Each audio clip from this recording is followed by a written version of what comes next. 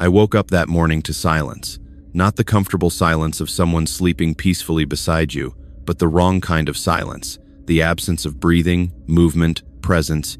I reached across the bed to Lena's side and found cold sheets. My hand patted the pillow, the mattress, as if she might be hiding somewhere in the fabric. Nothing. I sat up, squinting in the bright Pattaya sunlight streaming through the curtains we'd picked out together at Big C. "Lena?" My voice sounded too loud in the empty condo. No answer. I checked the bathroom empty, the kitchen empty. Her corner of the closet where she kept her clothes and shoes and the ridiculous collection of handbags I'd bought her empty. Just bare hangers swinging slightly, like ghosts. On the kitchen counter, I found her phone, the iPhone I'd bought her 3 months ago because she said her old one was broken. It was wiped clean, reset to factory settings, utterly useless. No contacts, no messages, no photos of us smiling together at beaches and restaurants and that trip to Bangkok where I'd proposed to her properly with a ring from a jewelry store in Siam Paragon. I stood there in my boxer shorts and singlet, a 58-year-old Australian man in a Pattaya condo, staring at an empty closet and trying to understand what had happened. We'd been married for 3 months, together for 9. I'd spent 420,000 Australian dollars on her, buying her out of the bar, building a house in her village, giving her family money for their emergencies, buying gold jewelry she said was important in Thai culture. And now she was gone, vanished, like she'd never existed. The worst part? Every expat in Pattaya had warned me. "There's a 3-day rule, mate." They'd said, "Never fall in love with a bar girl in under 3 days. Give it time, see if it's real." I'd met Lena on a Tuesday. By Thursday, I was convinced she was different. By the weekend, I was in love. By Monday, I'd broken every rule in the Pattaya Expat handbook. I walked back to the bedroom and sat on the edge of the bed, staring at the wall where we'd hung a photo of us at the beach, her head on my shoulder, both of us smiling like we had all the time in the world. The photo was still there. She'd left it. Maybe that was kindness, letting me keep one memory.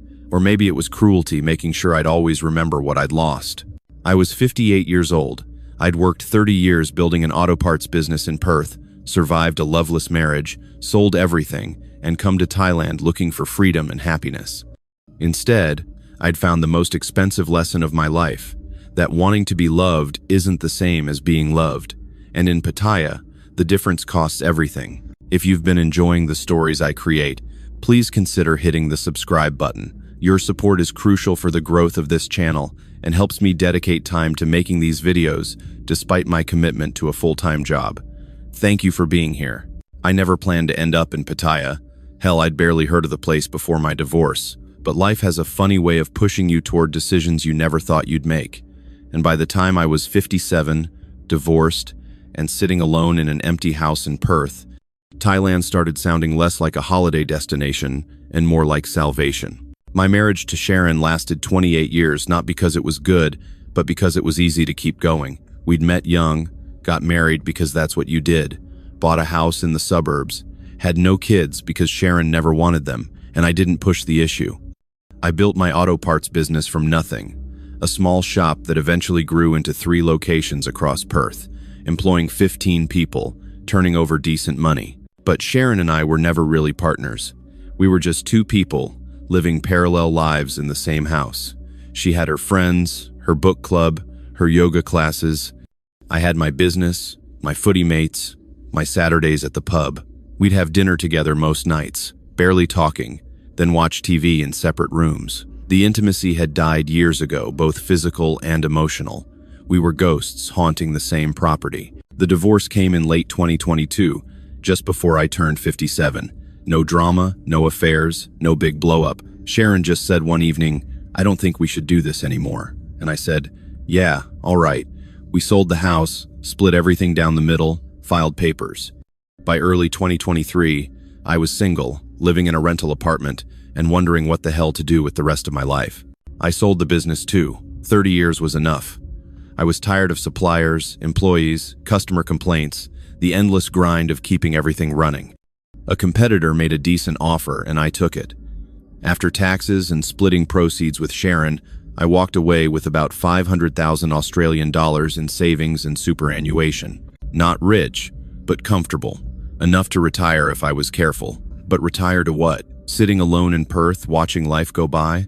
Playing golf with blokes I didn't particularly like?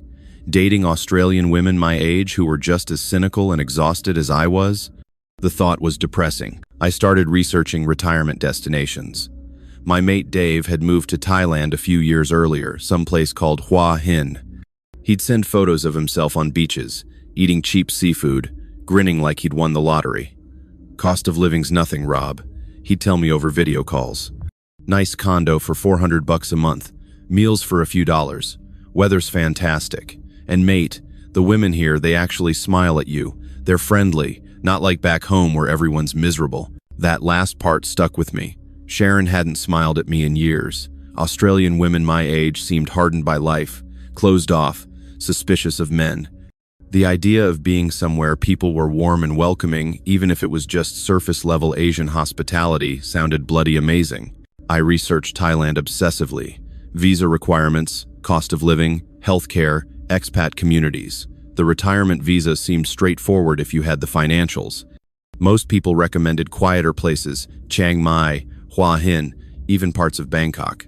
But one name kept coming up in forums and YouTube videos, usually with warnings attached: Pattaya. Pattaya was famous or infamous for its nightlife. The videos showed neon-lit streets, bars packed with pretty Thai girls, Western men of all ages drinking and laughing and looking happier than they probably had any right to be. The comment sections were split between people saying it was paradise and people saying it was a cesspool of scams and prostitution. But here's what caught my attention. The men in those videos looked alive, not half dead like I felt in Perth, but actually engaged with life, having fun, enjoying themselves. Yes, the scene looked seedy. Yes, the warnings were everywhere. But I was 57 years old, recently divorced, with no kids and no ties. Maybe seedy was exactly what I needed. A bit of adventure before I got too old to care. In May of 2023, I made my decision. I'd move to Pattaya for 6 months, try it out, see if I liked it. If I hated it, I could always go back to Australia or try somewhere else. I booked a one-way ticket, found a short-term condo rental online, and started packing. My mates in Perth thought I was mad. Pattaya? Rob, that's where old blokes go to hire prostitutes. You're better than that. I'm not going for that, I insisted. I just want sunshine and cheap living and a change of scenery. They didn't believe me. Maybe I didn't fully believe myself either. But on June 3rd, 2023, I boarded a flight from Perth to Bangkok and then caught a bus down to Pattaya.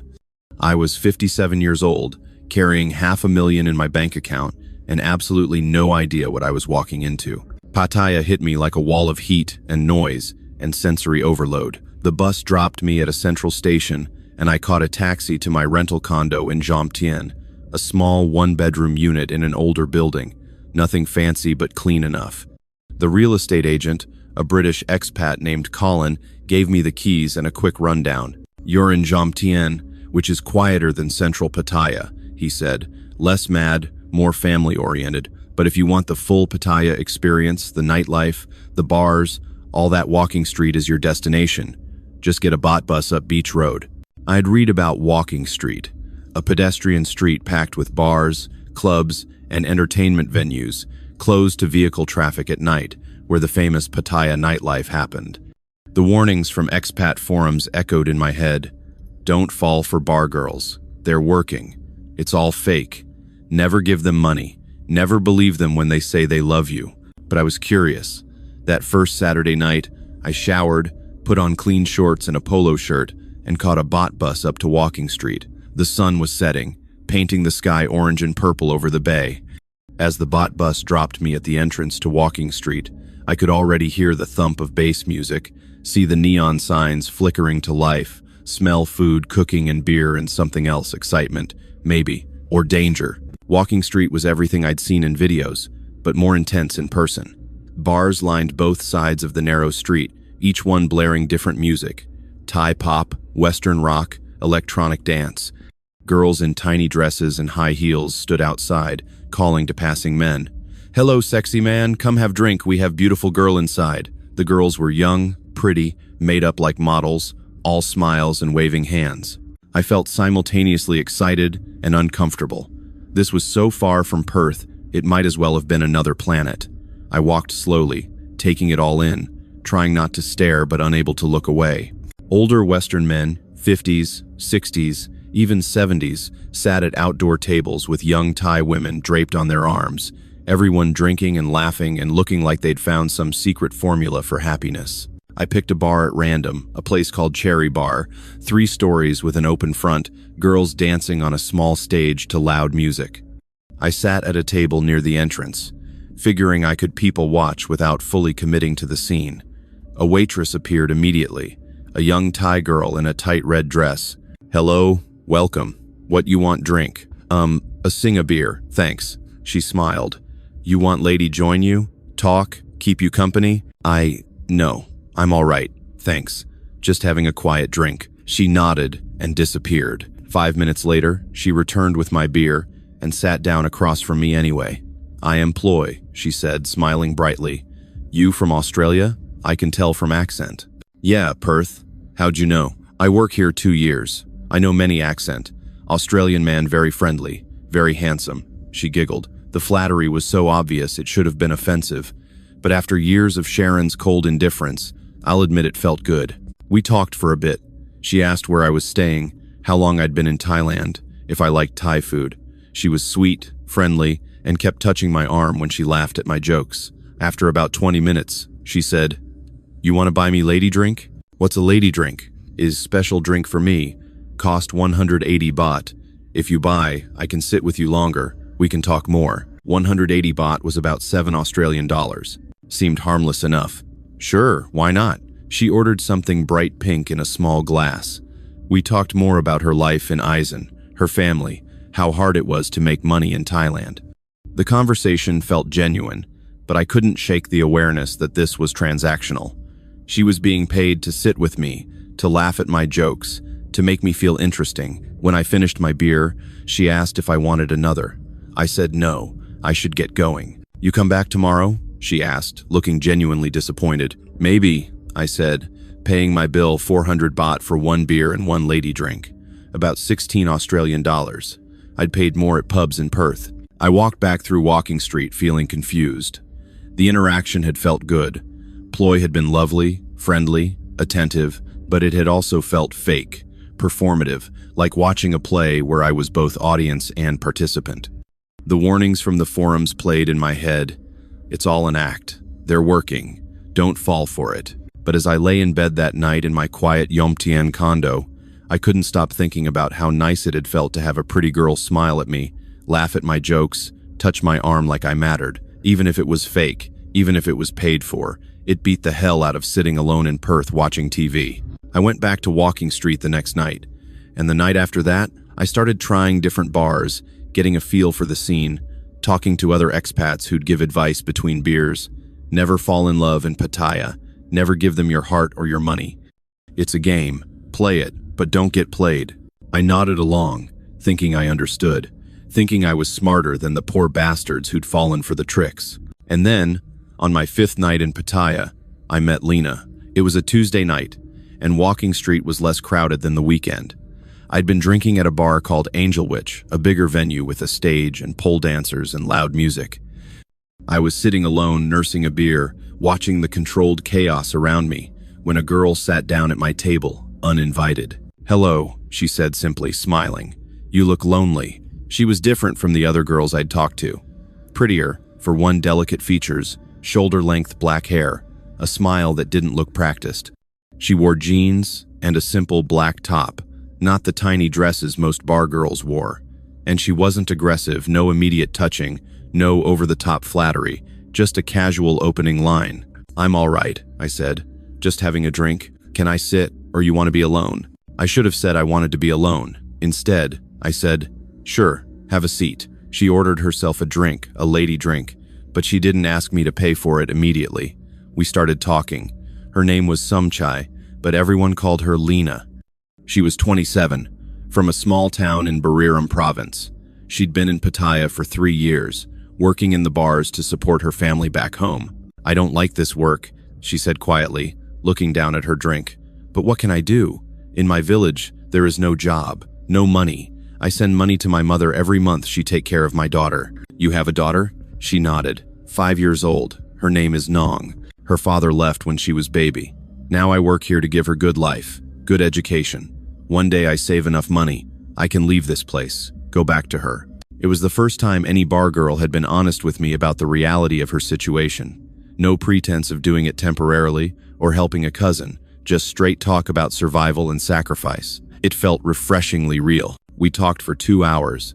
She was funny, smart, asked good questions about my life in Australia, actually seemed interested in the answers. She didn't pressure me for drinks or try to get me to pay her bar fine, the fee customers paid to take girls out of the bar.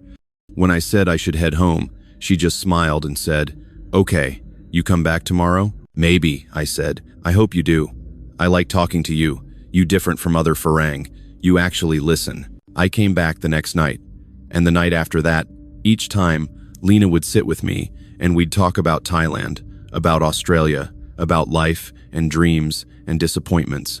She told me about growing up poor, about watching her friends get pregnant young and trapped in cycles of poverty, about her determination to give her daughter better opportunities. "I hate when Farang think I am stupid bar girl," she said one night, a bit drunk, a bit sad. "They think we have no brain, no feeling. They think we just pretend to like them for money. But Rob, I have dreams. I have heart. I am real person, not just body for sale." I believed her. God help me, I believed every word. On the 5th night, 3 days after I'd met her, she said something that changed everything. "Rob, can I tell you something? Is personal." "Of course." She looked nervous, picking at her napkin. "I think I like you. Not like customer. Like, real like. I know is stupid. I know you probably think I say this to every man. But I don't. You make me feel safe. Like I can be myself. Not just bar girl pretending to be happy." My heart was hammering. "Lena, I like you too. But I know how this works. I know you're working. I don't want to." "I'm not working with you," she interrupted. "With you, I just me. If you want to pay bar fine and take me from here, we can go somewhere quiet, just talk. I don't want money from you. I just want to spend time with you. Real time." I paid her bar fine, 500 baht, about 20 Australian dollars. We left Walking Street and went to a quiet bar near Jomtien Beach, away from the chaos. We talked until 2 in the morning, sitting close, her hand eventually finding mine across the table. "I tired of this life," she said quietly. "I want normal life, normal relationship, someone who see me as person, not as bar girl. You think that possible?" "I think anything's possible," I said, meaning it. She kissed me that night gently, tentatively, like she wasn't sure if it was allowed. When she pulled back, she was crying. "I scared, Rob. I scared to believe this is real. Too many time, men lie to me. They say they love me, then they go back to their country, forget about me." "I'm not going anywhere," I said. "I live here now. I'm not a tourist." That seemed to matter to her. "Really? You live in Thailand?" "Yeah, I moved here permanently, or at least for the foreseeable future." She smiled through her tears. "Then maybe we can try? Real relationship? I stop working in bar, be with only you?" Every alarm bell in my head was ringing. The 3-day rule, the warnings from expats, the stories of bar girls who played the long con. But looking at Lena, at her tears, her hope, her vulnerability, I couldn't hear the warnings over the sound of my own desperate hope for connection. "Yes," I said. "Let's try." That was my first mistake. The first of many. Within a week, Lena had moved into my condo. It happened gradually. Naturally, she stayed over one night, then another, then eventually her toothbrush appeared in the bathroom, her clothes in the closet, her presence in every room. She'd stopped going to the bar, she said. She was done with that life. She wanted to focus on us, on building something real. I was happier than I'd been in years. Lena would wake up early and make me breakfast, Thai food mostly, which I was learning to love despite the spice. She'd tidy the condo, do laundry, go to the market and buy food for dinner. It felt domestic, comfortable, like we were actually building a life together. The sex was great, too enthusiastic, affectionate. Nothing like the obligatory encounters with Sharon toward the end of our marriage. Lena made me feel young again, virile, desired. At 57, that's a powerful drug. But within 2 weeks, the requests started. Small at first. "Rob, my phone is broken. I cannot call my mother. Can you help me buy a new phone?" A new phone cost 12,000 baht, about 480 Australian dollars. steep but reasonable. Sure, we can get you a new phone. We went to Central Festival Mall, and I bought her an iPhone. She cried with happiness, hugged me in the middle of the store, called me the best boyfriend ever.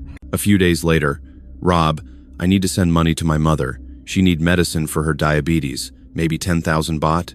10,000 baht, 400 Australian dollars. Of course, babe, whatever your family needs. Then, my daughter needs school uniform. Maybe 5,000 baht? Then, my brother's motorcycle broken. He need to get to work. Maybe 15,000 baht? Each request came with tears, apologies, promises that this was the last time, that she hated asking but had no choice, that her family depended on her. And each time, I transferred the money without hesitation. What was a few thousand baht to me? I had hundreds of thousands sitting in my Australian account. If helping her family made Lena happy, it was worth it. The other expats at the local pub, a place called Dave's Bar where Aussies and Brits gathered, started giving me looks. Mate, you're moving pretty fast with that bar girl, aren't you? An older Aussie bloke named Warren said one evening. Her name's Lena, and she's not working anymore. We're together properly. Warren exchanged glances with the other guys at the table. Rob, no offense, but we've all heard that story before. They all say they're not working anymore. They all say they want a real relationship.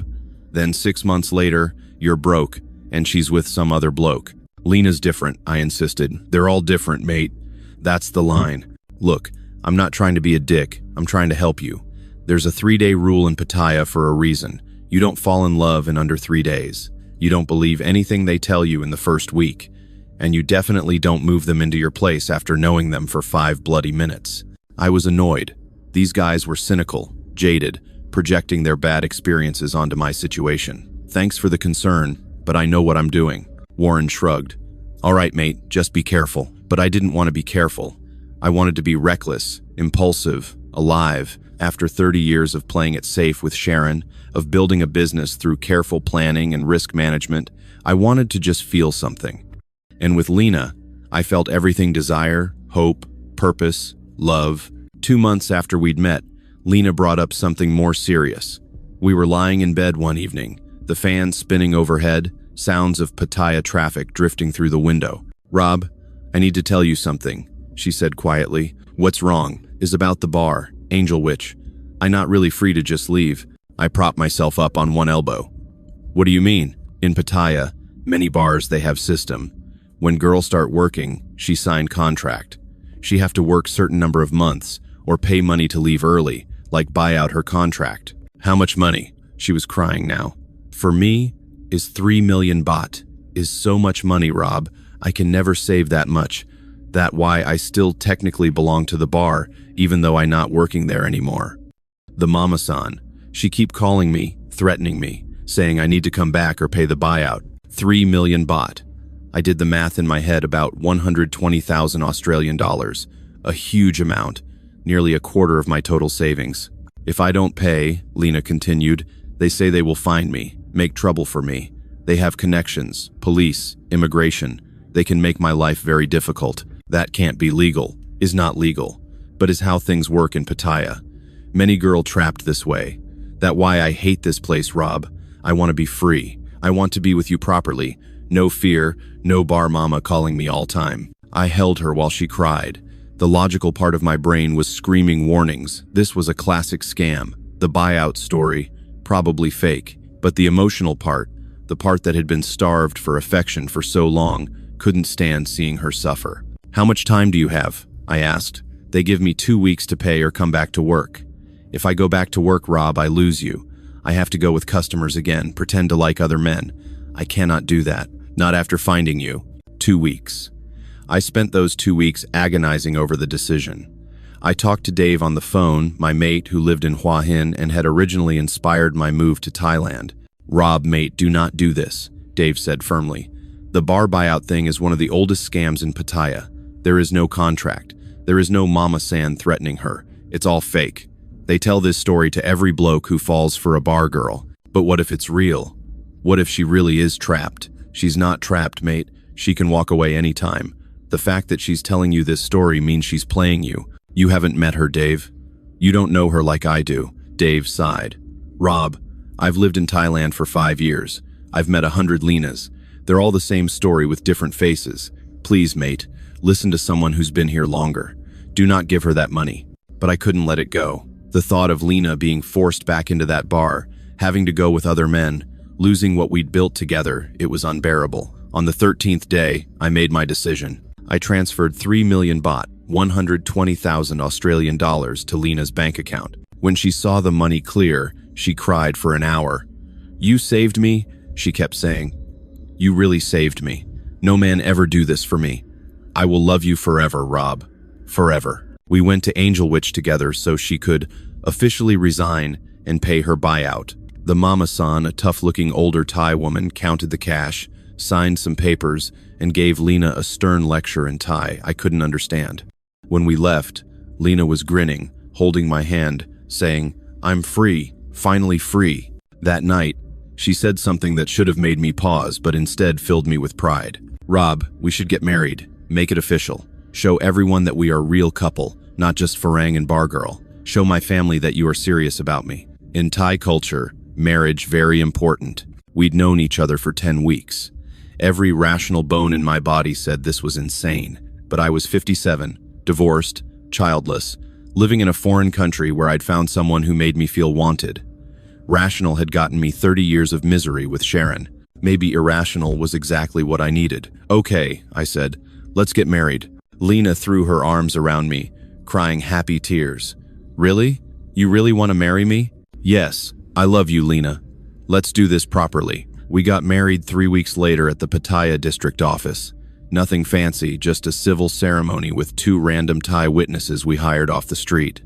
Lena wore a simple white dress from the mall. I wore slacks and a nice shirt. When the registrar pronounced us husband and wife, Lena kissed me with such joy that I knew I'd made the right choice. The expats at Dave's bar looked at me like I'd lost my mind when I told them. "You married her?" Warren said, genuinely shocked. "Mate, you've known her for 3 months. When you know, I said defensively. "No, Rob. When you're being scammed, you're the last to know. Jesus Christ." But I didn't care what they thought. I had a wife who loved me, who made me feel alive, who was building a future with me. That was more than most of these bitter expats could say. The requests for money intensified after the wedding, but now they made sense. We were married, we were a family. Her problems were my problems. Her mother needed an operation, 50,000 baht. Her brother wanted to start a small business, 80,000 baht. Her daughter needed to change schools to a better 130,000 baht per term. And then, the biggest request of all. "Rob, I want to talk to you about our future," Lena said one evening, about 5 months after we'd gotten married. We were having dinner at home. She'd made pad krapao, my favorite. "What about it? I want us to have proper home. Not this condo. Real house, where we can raise family together, maybe have babies someday." The idea of having a child at 58 was daunting, but also strangely appealing. I'd never had kids with Sharon. Maybe this was my second chance. "Where were you thinking?" "My village, in Buriram, is beautiful there, peaceful, not like crazy Pattaya. We can build house on my family's land, near my mother, near my daughter. You can meet them properly, see where I come from. And house in village is very cheap to build, much cheaper than buying in Pattaya." "How cheap?" "Maybe 4 million baht for beautiful house. 3 bedroom, 2 bathroom, nice kitchen, small garden. In Pattaya, same house would cost 10 million baht, maybe more." 4 million baht was about 160,000 Australian dollars. Combined with what I'd already spent on the bar buyout and family emergencies, I was now looking at spending roughly 300,000 of my 500,000 in savings. That left me with 200,000 Australian dollars, plus my superannuation, still comfortable, but the cushion was getting smaller. "And you want to live there full time?" I asked. "In the village?" No. We keep this condo for when we visit Pattaya, but village is our real home, where we raise family, grow old together. And my mother, she getting old, Rob, she need family near her. She never asked me for anything, but I know she want me closer." The sentimental appeal got me. After everything Sharon and I had been through, the idea of being part of a real family, multiple generations living near each other, supporting each other sounded lovely. And I'd never even met Lena's family. This would be my chance to be properly integrated into her life. "Okay," I said, "let's do it. But I want to visit the village first, meet your family, see the land." Lena's face lit up. Really? You want to meet my mother? Of course, she's family now. We planned a trip to Buriram for the following week. I was excited. This felt like the next chapter, the deepening of our relationship, the transition from Pattaya romance to real marriage. Lena seemed excited too, talking constantly about how happy her mother would be, how much her daughter Nong would love me, how the village would welcome me as one of their own. The night before we were supposed to leave, Lena got a phone call. I could hear her speaking rapid Thai in the other room, her voice getting increasingly agitated. When she came back, she was crying. "What's wrong?" I asked. "Is my mother. She in hospital. Her heart, she have problem with her heart. The doctors say she needs surgery very soon, or she might die." "Okay, we'll go to Buriram now. Tonight. We can see her in the hospital." "Rob, the surgery, it costs 300,000 baht. My family don't have this money. If we cannot pay, they will not do surgery. She will die." 300,000 baht, about 12,000 Australian dollars. It was a lot, but it was her mother's life. "Okay, I'll transfer it. What hospital is she at?" "Buriram General Hospital." "But Rob, they need money before they do surgery. Can you send now?" I transferred the money that night, 12,000 Australian dollars, to Lena's bank account, which she said she'd forward to the hospital. The next morning, we were supposed to drive to Buriram to see her mother and visit the village. But Lena said her mother was still in surgery. We should give it a few days, let her recover before making the long trip. We waited. A week passed. I asked about her mother's condition. "She doing better," Lena said. "Surgery went well. She need to rest more." 2 weeks. "When can we visit?" "Soon, Rob. Maybe next week." "She's still weak." 3 weeks. I was getting impatient. "Lena, I want to meet your family. Let's just go, even if your mother is still recovering. I can help take care of her." She hesitated. Okay, we go this weekend." But that weekend, Lena got food poisoning. The weekend after, I had a bad cold. The weekend after that, there was some village festival that made it a bad time to visit. There was always something, always a delay. Meanwhile, the house construction supposedly started. Lena showed me photos on her phone, a plot of land, workers digging foundations, materials being delivered. She needed money for various construction phases, 1 million baht for materials and labor to start, another million halfway through, another million for finishing work, another 500,000 for furniture and landscaping. I transferred it all. 4,500,000 baht, 180,000 Australian dollars, sent to Lena's account over the course of 3 months. She'd show me progress photos, walls going up, roof being installed, interior work happening. It looked real. It looked like our dream home materializing. But I still hadn't seen it in person, and I still hadn't met her family. By month 8 of our marriage, I'd spent roughly 420,000 Australian dollars on Lena. The bar buyout, her mother's surgery, the house construction, the constant family emergencies. I had about 80,000 left in my Australian accounts. My monthly expenses were covered by my superannuation income, about 3,000 Australian dollars a month, but the buffer was gone. If anything went wrong, I was in trouble. I tried to talk to Lena about it one evening. "Love, we need to slow down on spending. We've gone through most of my savings. We need to be more careful with money." She got angry. Actually angry, in a way I'd never seen before. "You think I spending too much? You think I taking advantage of you?" "No, I'm just saying we need to budget better. My mother almost died, Rob. My family losing their land. The house is for us, for our future. You say you love me, but when I need help, suddenly you care more about money than about family." "That's not what I meant." "What you mean then? You want me to tell my mother she cannot have surgery? You want us to live in tiny condo forever? You want my daughter to stay in bad school?" I felt like I was in an argument with Sharon, except with Sharon I'd been the one checking out. Here, I was desperately trying to hold on. "I'm sorry," I said. "You're right, family comes first. I just worry sometimes." She softened, came and hugged me. "I know, baby. I know money is stressful, but soon the house is finished. We move to village. Life is cheaper there. No more big expenses. Just peace, family, happiness. Can you be patient a little bit longer?" "Yeah," I said, holding her. "Yeah, I can be patient."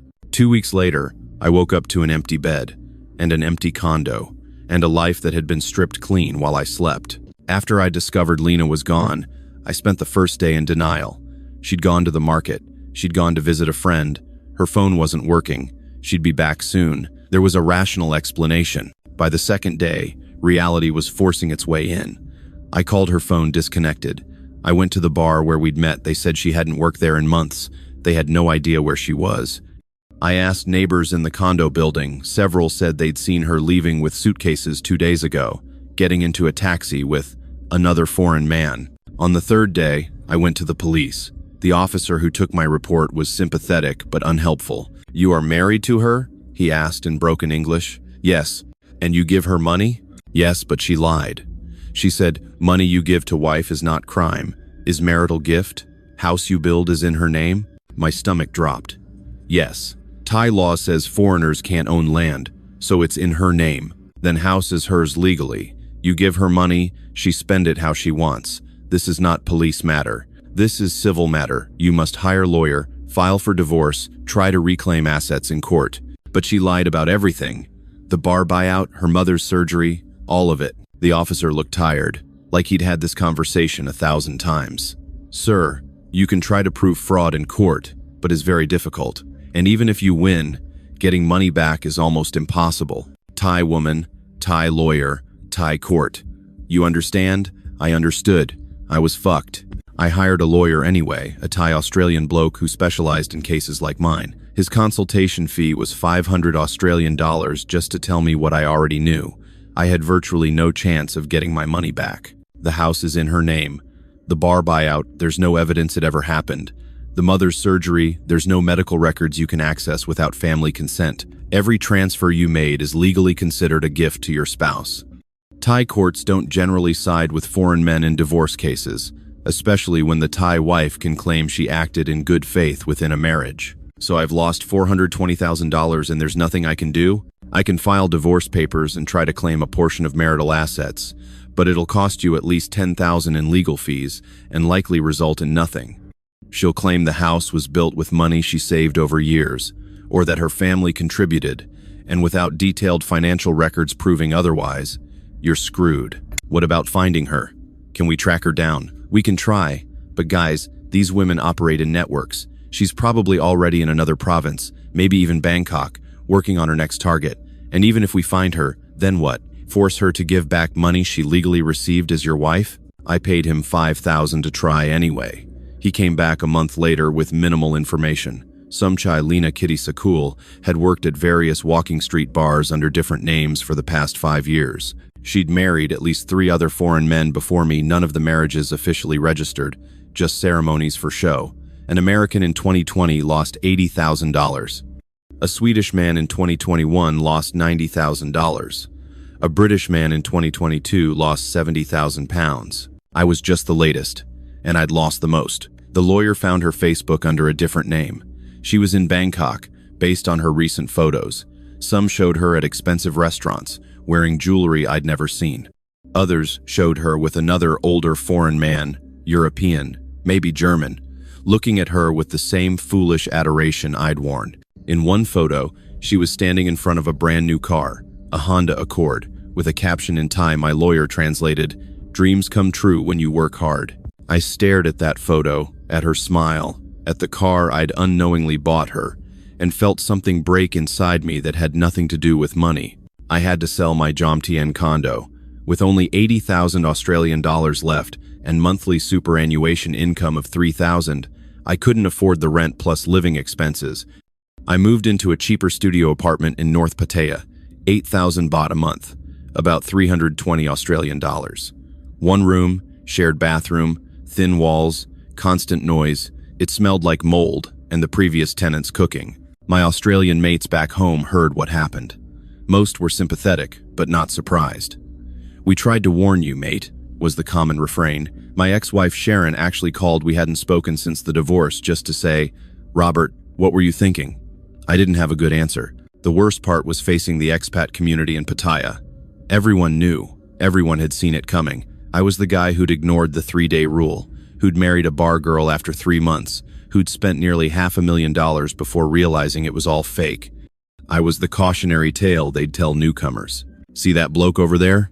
I'd hear them say at Dave's bar, not quite quietly enough. "That's Rob.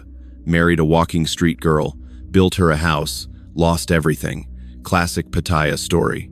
Warren, the Aussie who'd tried to warn me, actually apologized. "I'm sorry, mate. I know I gave you shit, but I didn't want this to happen. I really didn't." "You tried to tell me," I said. "I just didn't listen. None of them do."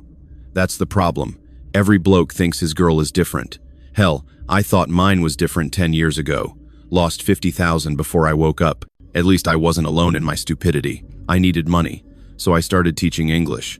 I had no qualifications, no TEFL certificate, but in Thailand that didn't always matter. I found a small language school in Pattaya that paid 400 baht an hour, about 16 Australian dollars, for conversation classes with Thai students. It wasn't much, but it helped supplement my superannuation. I taught classes in the evening, business English, conversation practice, helping university students prepare for exams. The work was fine, the students were nice. But every day, I'd ride my old motorbike through Pattaya's streets, past Walking Street, past the condo where Lena and I had lived, past Dave's bar where the expats still drank and told each other warnings nobody ever heeded, and I'd feel the weight of my mistakes crushing me. I was 58 years old. I'd had a successful business, a comfortable life, $500,000 in the bank, and I'd pissed it all away in 9 months because a pretty girl had smiled at me and made me feel special. The forums and Facebook groups were discussing my story. I learned from friends. I'd become a meme, essentially. Remember the 3-day rule, or you'll end up like that Aussie bloke who married the Angel Witch girl. My anonymity was gone. Everyone in the Pattaya expat scene knew who I was and what I'd done. Some people were sympathetic, others were brutal. Idiots like him deserve what they get. I read in one comment thread someone showed me. He was warned by multiple people and still went ahead. No sympathy. Maybe they were right. It's been a year and a half since Lena disappeared. I'm still in Pattaya. Where else would I go? Back to Perth? To what? An empty flat and the humiliation of explaining to everyone what happened. At least here, I'm anonymous to most people. Just another aging expat teaching English and trying to survive. I make about 50,000 baht a month now. Between my teaching and my superannuation income, roughly 2,000 Australian dollars.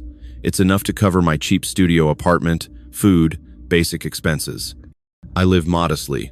No more restaurants, no more nights out, no more generosity. Every baht is carefully counted.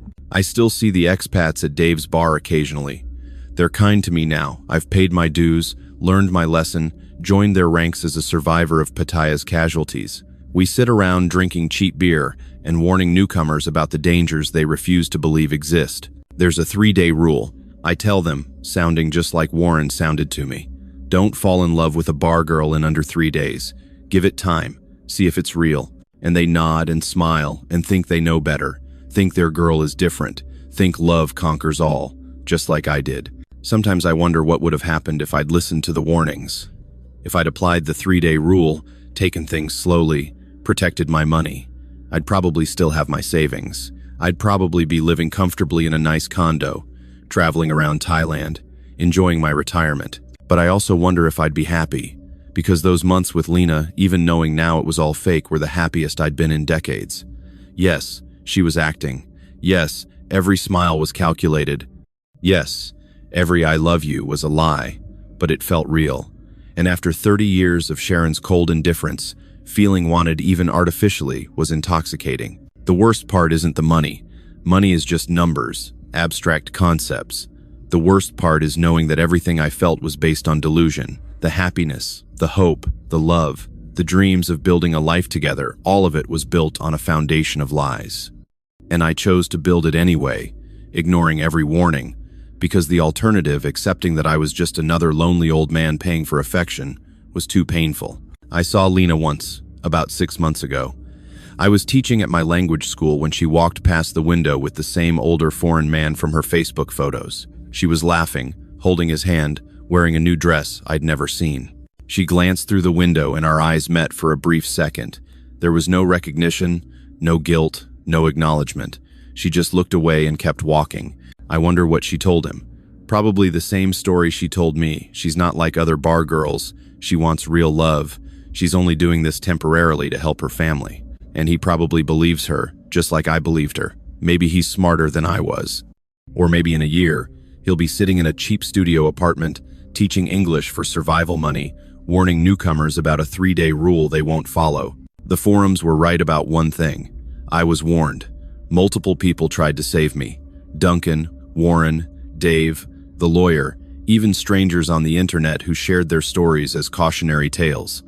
I heard them all and ignored them all because I wanted to believe I was different, that my love was different, that Lena was different. But nothing in Pattaya is different. The stories all follow the same script, just with different actors. And I'd paid 420,000 Australian dollars for the privilege of being a main character in a tragedy that gets performed every single day in this city. I'm not angry at Lena. Anger requires energy I don't have. I'm not even particularly sad anymore. Mostly, I'm just tired. Tired of teaching English to uninterested students. Tired of counting baht to make sure I can afford dinner. Tired of lying awake in my hot studio apartment listening to neighbors argue through thin walls. Tired of being a cautionary tale. If I could go back and talk to the Rob who stepped off that bus in Pattaya in June 2023, the Rob who had $500,000 in infinite hope, I don't know what I'd tell him. Don't go to Walking Street? But then I never would have experienced those months of feeling alive. Don't give her money? But then I would have seemed like a cheap foreign man unwilling to help his girlfriend's family. Don't ignore the warnings? But I wouldn't have listened anyway. Maybe some lessons can only be learned through suffering. Maybe I needed to lose everything to understand why the 3-day rule exists. Or maybe I'm just trying to find meaning in a mistake that was simply a mistake. Nothing more profound than that. I'm 59 now. I have maybe 60,000 Australian dollars left in savings and a superannuation income that keeps me alive but not comfortable. I'll probably spend the rest of my life in Pattaya, teaching English, living in cheap apartments, watching other men make the same mistakes I made. And every Tuesday night, I walk past Walking Street, not through it. I can't handle that anymore. And I see the bars lit up, the music playing, the pretty girls standing outside calling to passing men. And somewhere in there, another Lena is meeting another Rob, smiling at his jokes, touching his arm, telling him she's different from the other girls. And he's believing her, because he wants to, because he's lonely, because he came to Thailand looking for something real, and she's offering exactly what he wants to hear. In 3 days, he'll break the rule. In 3 months, he'll marry her. In 9 months, he'll wake up alone. And the cycle continues. I ignored the 3-day rule in Pattaya. Now I'm married to a memory of a woman who never existed, and the price of that marriage was everything I'd worked for my entire life. But at least I felt something. For a while, I felt alive. Maybe that has to be enough. Thank you for watching. If Rob's story has opened your eyes to the devastating reality of romance scams in Pattaya, please subscribe to this channel. Every story shared could save someone from the same fate. Remember, the 3-day rule exists for a reason. Your support helps me continue investigating and sharing these cautionary tales. Stay safe, stay skeptical, and never ignore the warnings.